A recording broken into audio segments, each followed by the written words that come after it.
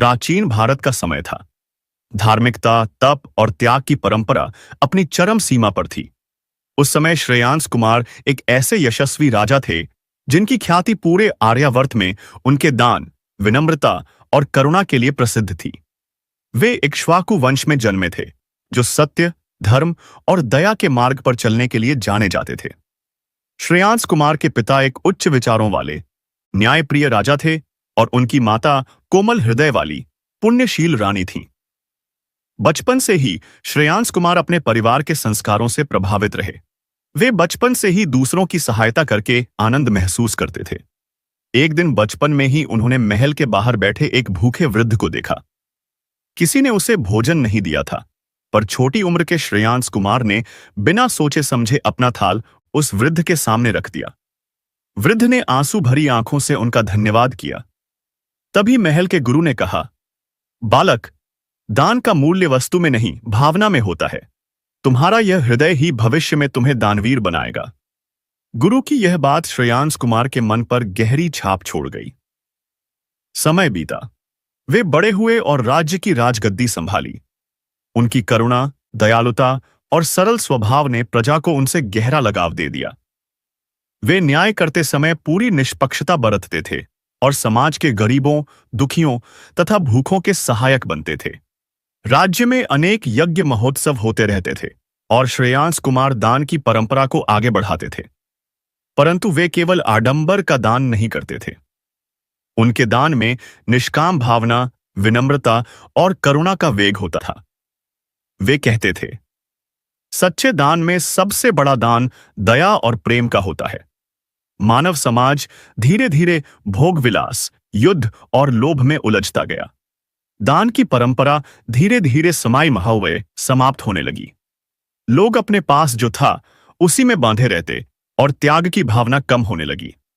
लेकिन श्रेयांस कुमार का मन हमेशा जानने को उत्सुक था कि वास्तव में सच्चा दान किसे कहते हैं। क्या धन का दान ही सबसे बड़ा है, या फिर इसमें कोई गहरी आध्यात्मिक अनुभूति छिपी है? उत्तर उन्हें जल्द ही मिलने वाला था, और वह भी संसार के सबसे महापुरुष से। एक दिन ऐसी घटना घटी जिसने न केवल श्रेयांस कुमार के जीवन को बल्कि समूची मानवता को दान का सच्चा अर्थ सिखा दिया।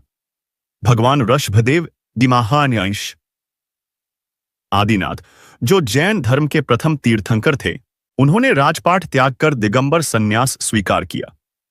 उन्होंने संकल्प लिया कि वे केवल आचार, नियम, संयम और निर्वैर भाव के मार्ग पर चलेंगे और केवल सही पात्र से, सही भावना के साथ ही आहार ग्रहण करेंगे।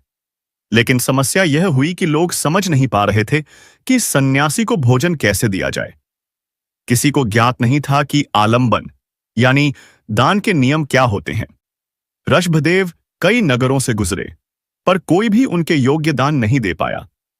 वे 40 दिन, फिर 60 दिन और अंत में 78 दिन तक बिना भोजन के रहे। प्रजा उन्हें देखकर रोती। लोग दया दिखाते, भोजन लाते, लेकिन भगवान ऋषभदेव नियम विरुद्ध आहार स्वीकार नहीं कर सकते थे।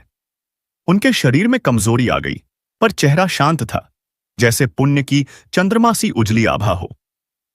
उधर श्रेयांस कुमार को एक रात गहन दिव्य स्वप्न आया।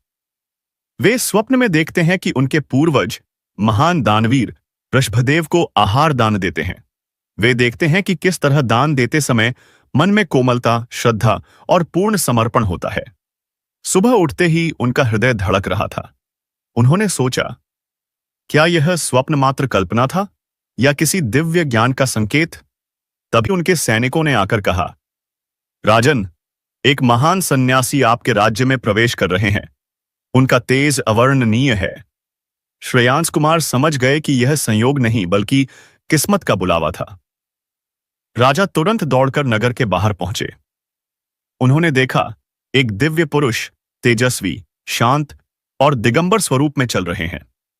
उनके चरणों के नीचे धूल का कण भी पवित्र हो रहा था। राजा को विश्वास हो गया कि यही वही संत हैं जिनका स्वप्न में दर्शन हुआ था। राजा ने विनम्रतापूर्वक प्रणाम किया और कहा, भगवान, कृपा करके मेरे नगर में प्रवेश करें। ऋषभदेव मौन थे, लेकिन उनका मौन भी हजारों उपदेशों जैसा था। श्रेयांस कुमार ने अपने स्वप्न को याद किया और समझ गए कि ऋषभदेव 77 दिनों से आहार दान के इंतजार में हैं। उन्होंने तुरंत अपने हाथ में जल, दूध, मधु और आहार सामग्री ली और अत्यंत श्रद्धा से आगे बढ़े। वह पल अत्यंत पवित्र था। प्रकृति शांत हो गई, सूर्य का प्रकाश कोमल हो गया, हवा में पवित्र सुगंध फैल गई, आकाश में देवताओं की मधुर ध्वनि सुनाई देने लगी, जैसे स्वयं प्रकृति कह रही हो, आज मानवता को सच्चा दान मिल रहा है। राजा श्रेयांस ने दोनों हाथ जोड़कर ऋषभदेव को प्रणाम किया और पहला आहार दान दिया। भगवान ऋषभदेव ने अपना हाथ आगे बढ़ाया और आचार विधि के अनुसार आहार ग्रहण किया। उसी क्षण राजन श्रेयांस के भीतर दिव्य आनंद की अनुभूति हुई मानो उनके भीतर का दानवीर जाग उठा हो। देवताओं ने पुष्प वृष्टि की, संगीत गूंज उठा, आकाशमंडल हर्षित हो उठा। इस घटना को अक्षय तृतीया कहा गया, क्योंकि दान का यह पुण्य कभी समाप्त नहीं होता। यही वह दिन था जब संसार ने पहली बार आहार दान और दान की पवित्र विधि को समझा। श्रेयंस कुमार की इस करुणा, दानशीलता और अद्भुत त्याग ने पूरे विश्व में संदेश फैलाया। दान वही है जिसमें अहंकार न हो, दया हो, समर्पण हो और धर्म हो। उनका नाम इतिहास में दानवीर श्रेयांस कुमार के रूप में अमर हो गया। इस घटना के बाद उन्होंने अपनी सभा में कहा, दान किसी वस्तु का नहीं होता, दान मन की भावना का होता है। धन तो क्षण भंगुर है, पर दया और धर्म अमर हैं। उनके शासन में एक नई दान संस्कृति का जन्म हुआ, जिसमें कोई भूखा नहीं सोता था, कोई रोगी बिना उपचार नहीं रहता था, कोई दुखी बिना सहारे नहीं होता था। लोगों के मन में दया, त्याग और प्रेम की भावना प्रबल हुई। श्रेयांस कुमार के इस दान का प्रभाव इतना विशाल था कि देवता प्रसन्न हुए, प्रजा सुखी हुई, ऋषि मुनि आशीर्वाद देने लगे, सन्यासी भक्तिभाव से राज्य में आने लगे। दान की परंपरा युगों तक अमर हो गई। उनका दिया हुआ पहला आहार दान आज भी जैन संस्कृति में सबसे पवित्र माना जाता है और इसी कारण अक्षय तृतीया को अत्यंत शुभ दिन माना जाता है। ऋषभदेव को दिया गया पहला आहार दान केवल एक घटना नहीं था, वह दिव्य जागरण था। जिस क्षण राजा श्रेयांस ने अपने हाथों से वह पवित्र दान दिया, उसी क्षण उनके अंतर में ज्ञान का प्रकाश फैल गया। उनका मन खुशी से भर गया, पर साथ ही एक गंभीर भावना भी जाग उठी। अगर भगवान ने मुझे इतना बड़ा सौभाग्य दिया है, तो क्या मैं इसे केवल एक बार के दान तक सीमित रखूं? या फिर मुझे मानवता के लिए एक नई परंपरा शुरू करनी चाहिए? उनके भीतर से आवाज आई, दयालु मनुष्य का कर्तव्य है कि वह निरंतर दूसरों के लिए जिए। इसी विचार के साथ उनकी जीवन यात्रा का दूसरा अध्याय शुरू होता है। आहार दान का दिव्य अनुभव इतना महान था कि राजा श्रेयांस कुमार ने अपने मित्रों, मंत्रियों और परिजनों को बुलाकर घोषणा की, आज से इस राज्य में कोई भूखा नहीं रहेगा। हम दान की एक नई परंपरा शुरू करेंगे। दान बिना किसी दिखावे के, दान बिना किसी स्वार्थ के, दान केवल दया के लिए। राज्य की प्रजा खुशी से झूम उठी। इसके बाद उनके शासन में कई महत्वपूर्ण बदलाव हुए। गरीबों के लिए अन्न भंडार, उन्होंने पूरे राज्य में अक्षय अन्न भंडार स्थापित किए। इनमें से किसी भी भंडार का अन्न कभी समाप्त नहीं होता था, क्योंकि राजा स्वयं हर महीने उसमें योगदान करते थे। रोगियों के लिए आयुर्वेदिक उपचार केंद्र, उन्होंने वैद्यों को बुलाकर कई चिकित्सालय बनवाए। यह पहला अवसर था जब सामान्य जनता को निःशुल्क चिकित्सा मिलने लगी। विद्या का दान, श्रेयांस कुमार का मानना था कि सबसे बड़ा दान है ज्ञान का दान। इसलिए उन्होंने गुरुकुलों को पुनर्जीवित किया, गुरु दक्षिणा स्वयं वहन की और बच्चों को निःशुल्क शिक्षा दिलवाई। भगवान ऋषभदेव जब आगे बढ़ते गए तो उनकी दिव्य शक्ति राज्य के हर कोने में फैल रही थी। लोगों के मन बदलने लगे, लोभ कम होने लगा, सत्संग बढ़ने लगा, दान की भावना प्रबल होने लगी। श्रेयांस कुमार प्रतिदिन भगवान ऋषभदेव की यात्रा की दिशा में भंडारे भेजते, पर वे जानते थे, अब मैं उन्हें और आहार दान नहीं दे सकता, क्योंकि वे केवल तब स्वीकार करते हैं जब नियम और पात्रता पूर्ण हो। पहला दान मेरे लिए सौभाग्य था। फिर भी राजा की श्रद्धा कम न हुई। वे अपने दरबार में प्रजा से कहते, हम भगवान के लिए नहीं, भगवान की बनाई सृष्टि के लिए दान करेंगे। एक दिन भगवान ऋषभदेव आगे बढ़ते हुए जंगलों में पहुंचे, जहां आदिवासी लोग रहते थे। श्रेयांश कुमार ने सुना कि वहां अत्यंत गरीबी है। कई परिवारों के पास भोजन तक नहीं है। उनके बच्चे भूखे सोते हैं। उनका हृदय द्रवित हो उठा। वह तुरंत अपने मंत्रियों के साथ भोजन, जल, कपड़े और जड़ी बूटियों से भरे रथों को लेकर निकल पड़े। जंगल का रास्ता कठिन था। घने पेड़, जंगली जानवर और ऊबड़ खाबड़ धरती। मंत्रियों ने कहा, राजन, यह मार्ग आपके लिए सुरक्षित नहीं है। श्रेयांश कुमार मुस्कुराए। जब किसी का पेट भूखा हो तो राजा का आराम महत्वहीन हो जाता है। उनके शब्दों में सच्चा दानवीर बोल रहा था। जब राजा जंगल में पहुंचे तो लोग आश्चर्य में पड़ गए। कभी कोई राजा उनके पास सहायता लेकर नहीं आया था। श्रेयांश कुमार ने स्वयं भोजन परोसा, स्वयं बच्चों के पैरों में चप्पलें पहनाई, स्वयं घायलों की पट्टी बांधी। आदिवासी प्रमुख की आंखें भर आईं। वह कह उठा, राजन, हमने आज पहली बार राजा का हृदय देखा है। श्रेयांश ने विनम्रता से कहा, राजा वही है जिसे अपनी प्रजा के दुख से दुख हो। उस दिन जंगल में उत्सव सा माहौल हो गया। जनजाति के लोग राजा का गीत गाने लगे। भगवान ऋषभदेव को जब झात हुआ कि श्रेयांश कुमार ने बिना किसी इच्छा के, बिना किसी अहंकार के दान किया है, तो वे स्वयं ध्यान में बैठ गए। मौन रहते हुए भी उन्होंने अपनी दिव्य दृष्टि श्रेयांश कुमार पर डाली। उस क्षण राजा को एक अद्भुत अनुभूति हुई, मानो किसी ने उनके हृदय में प्रकाश भर दिया हो, मानो दया और त्याग शाश्वत हो गए हों। देवगणों ने कहा, जहां त्याग है वहां ऋषभदेव की कृपा कभी समाप्त नहीं होती। समय बीता। श्रेयांश कुमार की दानवीरता की कथा पड़ोसी राज्यों तक फैल गई। अन्य राजा उनके आदर्श से प्रभावित हुए। कई राज्यों में भी अन्न भंडार, मुफ्त चिकित्सालय, गुरुकुल सहायता, विधवाओं और अनाथों की सेवा शुरू हो गई। भारत की धरती पर दया का एक नया स्वर्ण युग दिखाई देने लगा।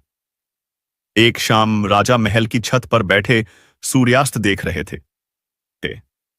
रंगीन बादल, लाल सूर्य, शांत वातावरण, सब जैसे कोई कहानी कह रहे हों। उनके मंत्री ने पूछा, राजन, आपने इतना दान किया पर कभी कोई प्रतिफल नहीं चाहा? राजा मुस्कुराए। प्रतिफल? दान में प्रतिफल नहीं देखा जाता। दान उस प्रेम का है जो भीतर से बहता है। जैसे सूर्य बिना शर्त सभी को प्रकाश देता है, वैसे ही दान बिना शर्त लोगों तक पहुंचना चाहिए। उनकी बात सुनकर मंत्री गहरी सोच में पड़ गया। श्रेयांश कुमार के असाधारण दान और करुणा की चर्चा अब दूर दूर तक फैल चुकी थी। कोई उसे भगवान का दूत कहता, कोई धर्म का सच्चा सेवक। लेकिन श्रेयांश को इन बातों का कोई अभिमान नहीं था। वह सिर्फ मुस्कुरा देता और कहता, दान वहां पूरा होता है जहां देने वाला याद न रखे और लेने वाला महसूस न करे। एक दिन राज्य के उत्तरी इलाके में भारी सूखा पड़ा। तालाब सूख गए, खेतों में दरारें पड़ गईं और किसान भुखमरी के कगार पर पहुंच गए। कई परिवार अपने बच्चों को लेकर दूसरे गांवों की ओर पलायन करने लगे। यह खबर श्रेयांश तक पहुंची तो उसका हृदय दुख से भर गया।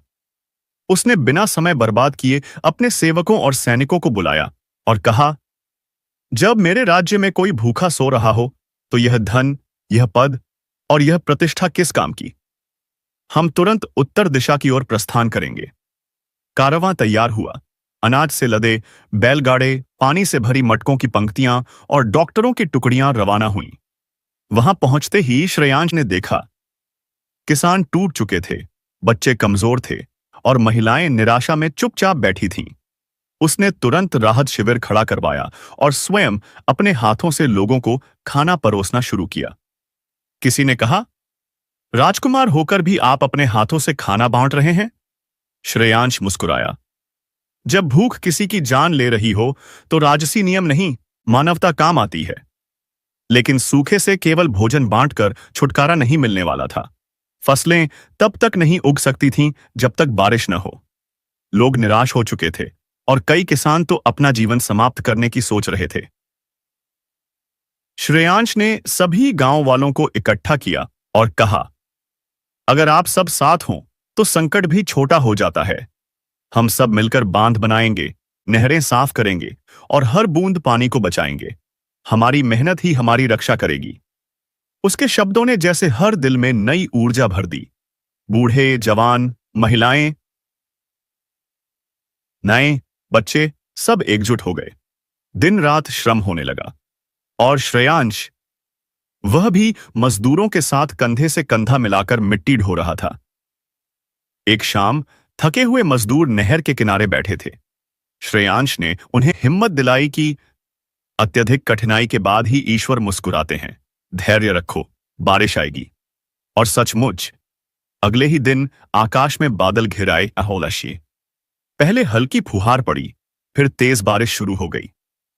लोग खुशी से झूम उठे, बच्चे नाचने लगे, महिलाएं दीप जलाने दौड़ीं। बारिश देखकर कई किसान श्रेयांश के पैरों में गिर पड़े। राजकुमार, आपने हमें जीवन दे दिया, श्रेयांश ने उन्हें उठाते हुए कहा। जीवन आपको आपकी मेहनत ने दिया है, बारिश तो केवल प्रकृति का आशीर्वाद है।